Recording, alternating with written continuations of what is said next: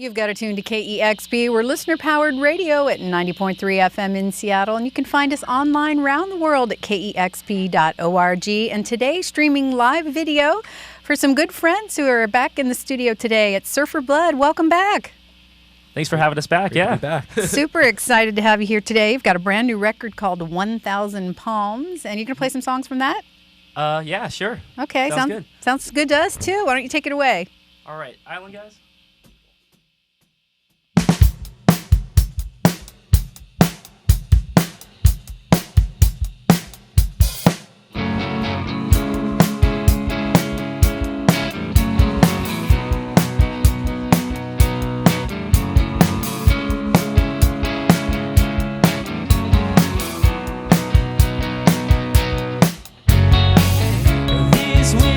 Shadows on me.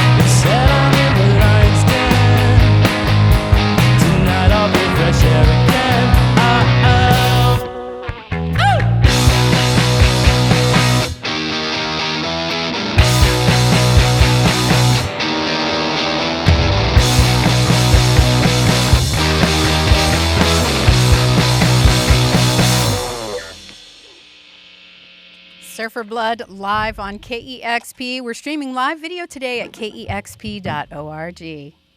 Great. Dorian, I guess, right? After you.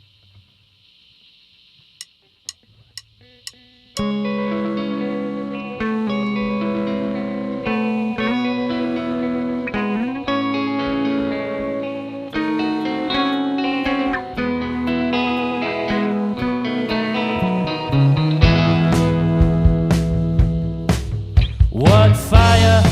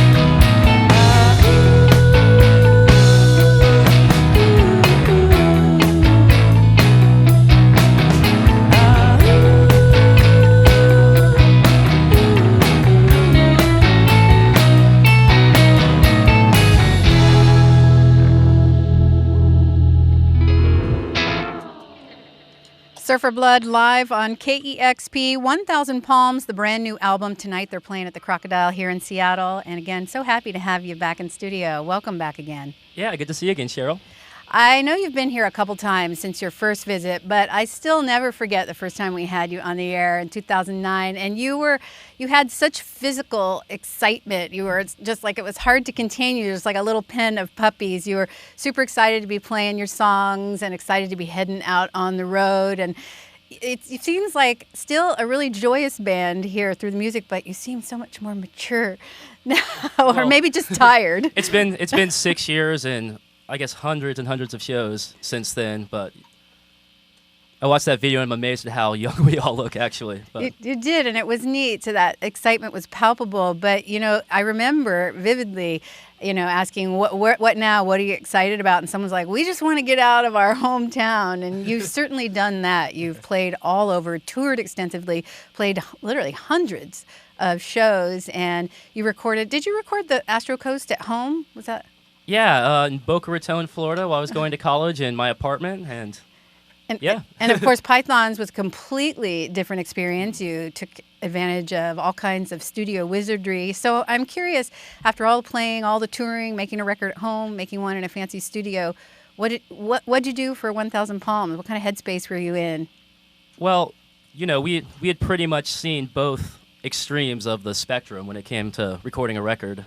And I'll be forever grateful to record a record like Pythons in the studio where Pet Sounds was recorded on, a Neve board, which is like one of 10 in the entire world. But, we never really needed that or asked for that. So this record was kind of, the idea was just don't overthink it. Just record the first 10 songs you write. And it was a lot of home recording again, yeah. Actually. It was, I guess, taking the best knowledge that we got from having a big budget like that and experience from working with great producers, but kind of taking it back to our roots, like what we kind of have always done up until then, and that's doing it all ourselves, recording guitars and bass in our apartments, some of them in West Palm, some at JP's place in LA, and we still had Rob Schnaff mix it though, so we did. Yep.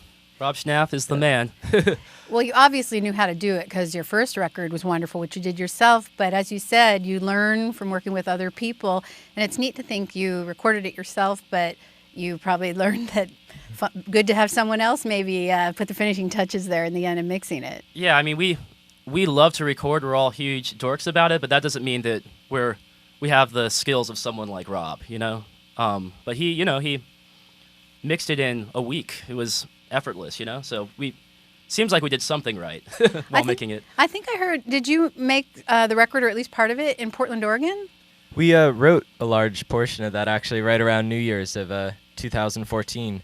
And how did that come to be? I mean, that's kind of all the way across the country from home. We're really good friends with this band Wild Ones based out of there, and they happened to be leaving on tour right around the time that we had this New Year's show offer, and decided that it's a great time. They're not going to be living in their place. And we were ready to write the next record and figure out what to do post-Warner. It seemed like the perfect solution. They were nice enough to let us stay at their place for a month, and we played a series of shows on weekends. Like coming up to Seattle, actually, we played a residency for 3 weekends at Sunset Tavern. And, wrote a lot of the record during the rest of the weekdays. I understand that you didn't have a record contract when you were writing the record, and I know this sort of seems like a rhetorical question, but it must feel amazing not to have anyone looking over your shoulder and just do what you want. We just had Best Coast in studio, and those were the circumstances under which she wrote her current album, and she said it was the most freeing experience, not to have anyone, giving maybe unsolicited comments or feedback. Yeah, I mean, it's definitely was a shock to us sending songs back and forth to A&R people and thinking about, being on the radio and having a chorus that sort of suits that. So we kind of were happy to not have to think about any of that while we were writing this one. We just did what seemed, best for the songs. And I think it's our most, there's more variety on this record than anything we've done before. Definitely, yeah. It's a lot of variety on this record, but it's definitely still one package. It works well together. Thank you. As I said earlier, when I first met you like 6 years ago, all you could think about was getting out of Florida. But I'm wondering if any or all of you still live in Florida, and if after all this time has passed, maybe going back home is a nice thing now after you've spent so much time on the road?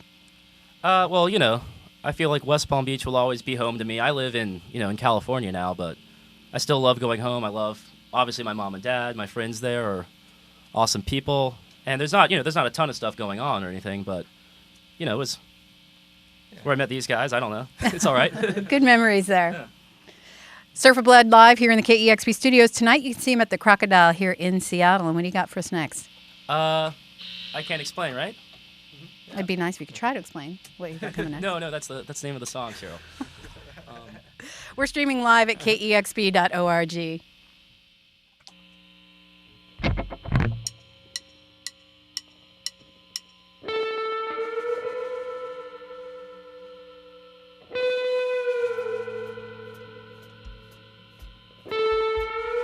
On a New Year's Eve, celebrations full of light, at a loss for words, and eye contact throughout the night, lost in a game we play, faces trying to look sincere, but it's alright tonight if I never stray too far from here.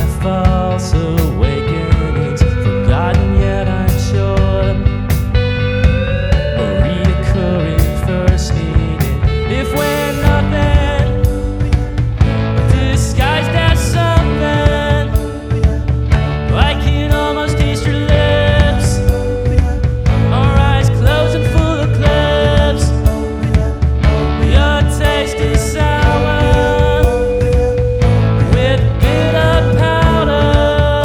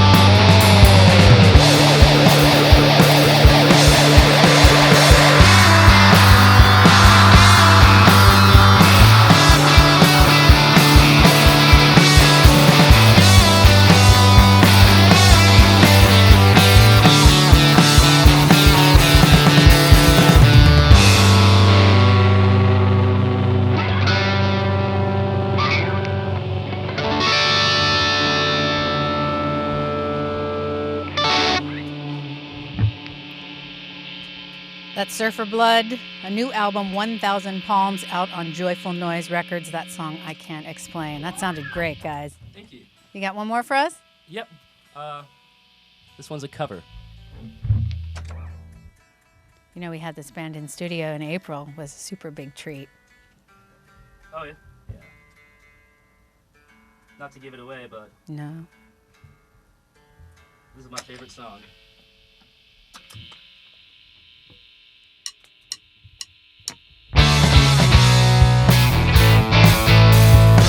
Hey, smiling strange, you're looking happily deranged.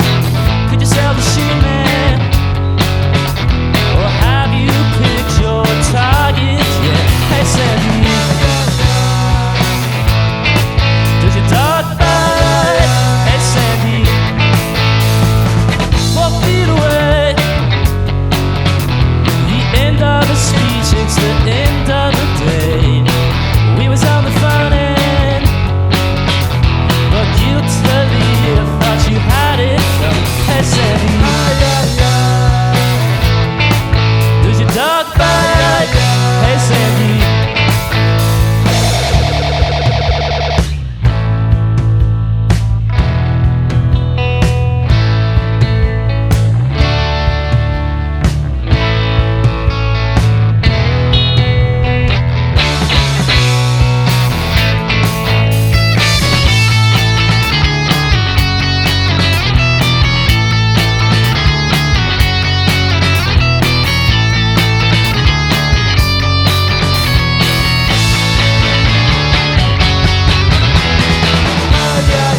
Hey, Sandy, does your dog bite?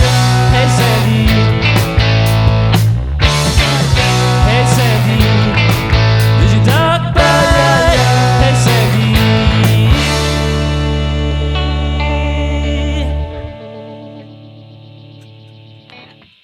Nicely done.